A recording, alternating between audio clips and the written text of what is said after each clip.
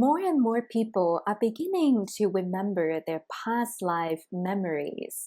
The veil is thinning, ascension is happening as we speak.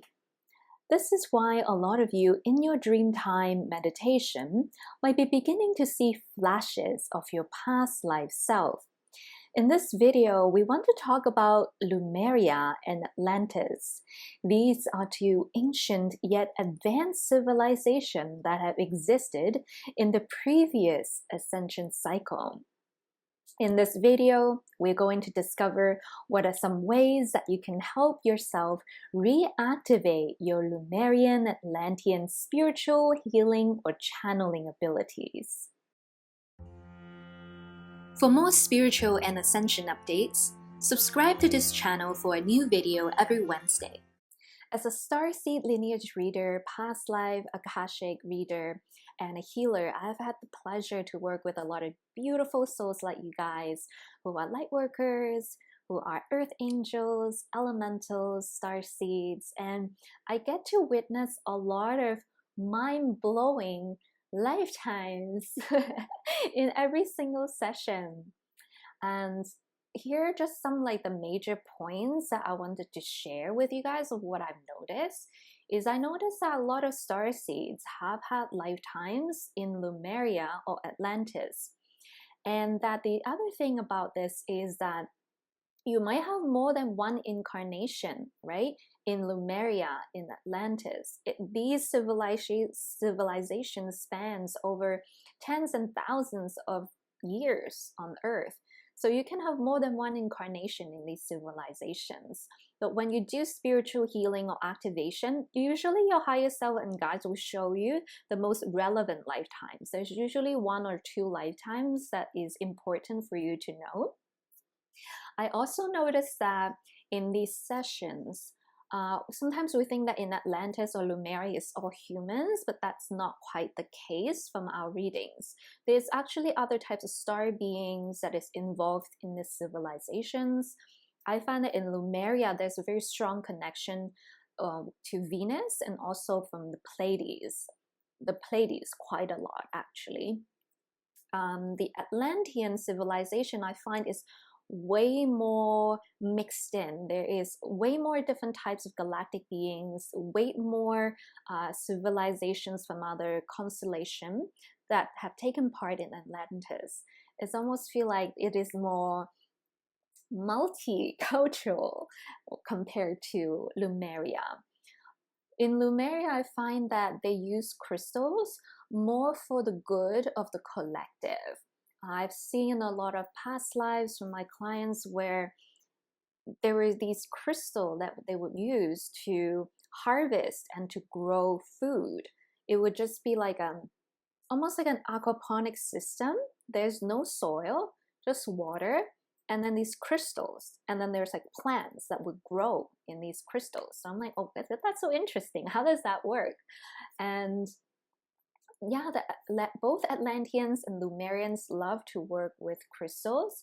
I do find that in the lifetime that I have seen in Atlantean lifetimes, they have kind of exploited crystals way more. Like they've really harnessed the crystal's abilities in terms of technologies.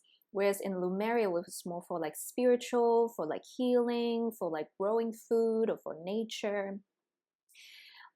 In Atlantis, I have been shown and I have seen these large crystalline columns. And it seems like these columns are made out of like Atlantean crystals. And usually they are all spaced out in the civilization. And when I asked the guys like, oh, what are these crystals for? The answer I get was for power. It's like a power grid.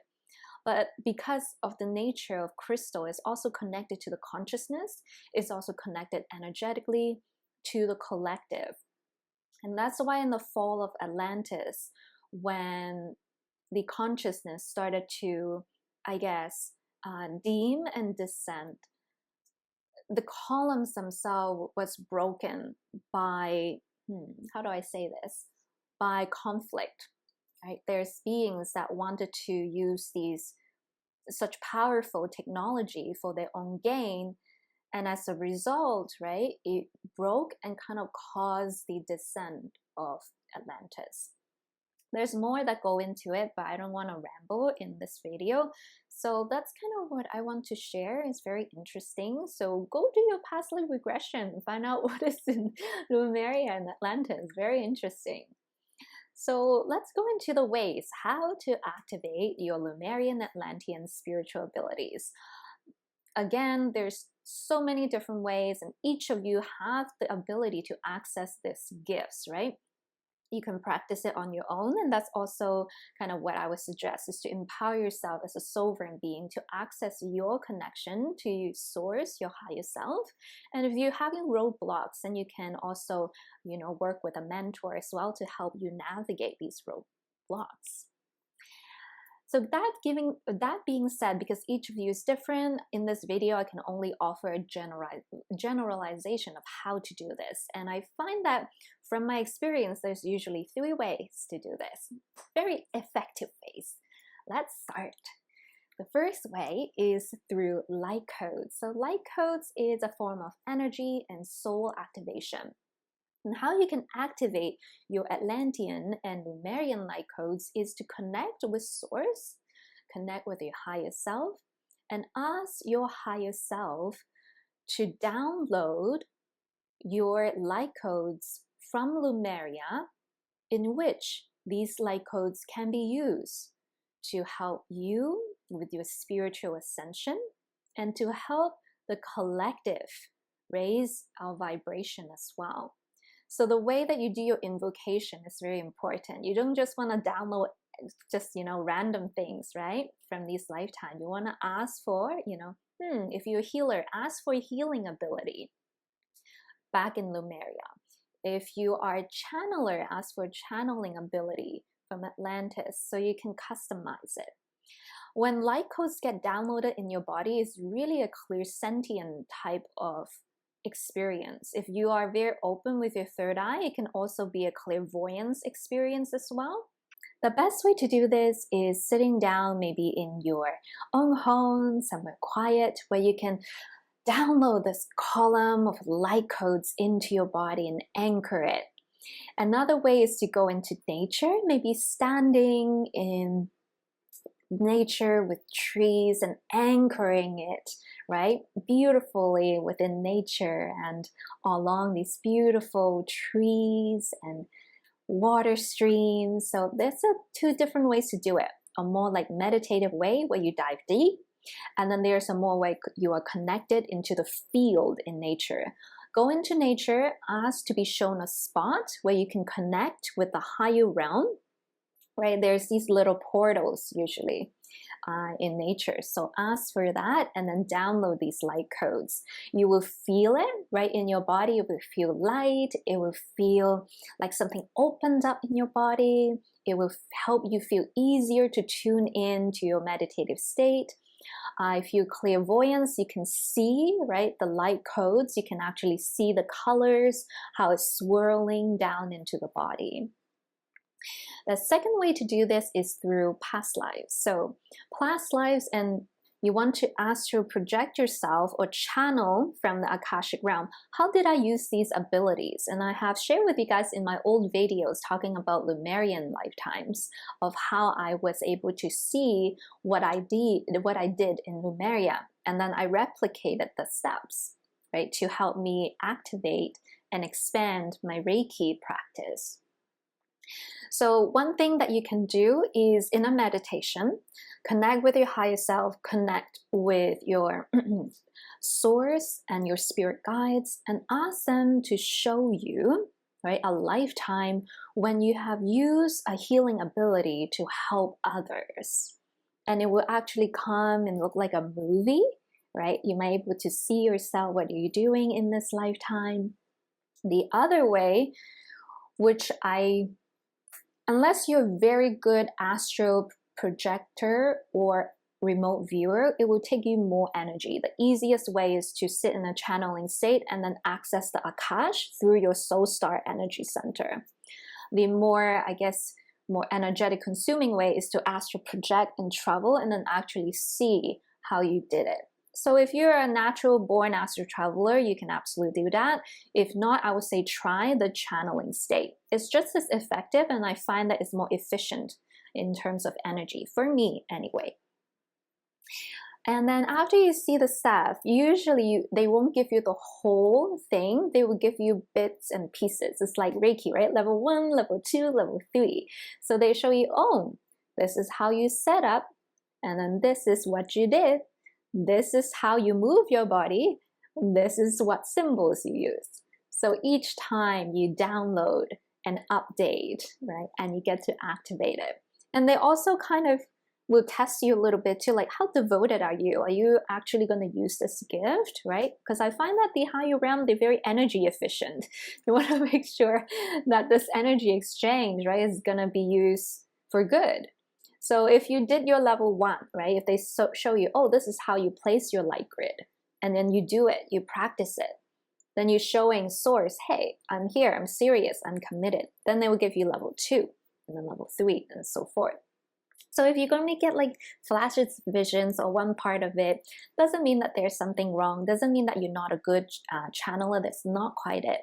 I find that a lot of times, Starseeds, Lightworkers, you guys are very good channelers. It's just that you get not enough information. But the more that you open your spiritual channels, the more information you'll get. And you can learn it from my previous video, 5 ways to open the third eye. You can also sign up for my free masterclasses, opening to channel, to practice. The third way to activate your Atlantean, Lemurian spiritual abilities is actually creating. So what I noticed with some of you guys is you create, you make tools. There are healers like myself that channel energy, but then I also feel that there's some of you that make tools for other healers and yourself. So for example, some of you guys might start channeling these beautiful paintings of light grids. Some of you might be guided to make like crystal wands, or make like healing tools that we can use, right? So if you're not getting visions of yourself like healing others, don't worry. There's so many different types of way that Lightworkers serves, right? You might be a creator, you might be an alchemist, so you might be creating, right, healing potions, flower essence. You might be creating, like I say, a painting or a light grid. So let yourself go out of the box and receive however it is that wants to come through to you. And so, yeah, you really have to tune in and talk to your higher self. You all have the ability to channel. You don't need to get on your knees and beg for it. Really, you're very empowered, very intuitive, very powerful. You're sovereign, right? You don't need someone to come and save you, right? That's like the old paradigm.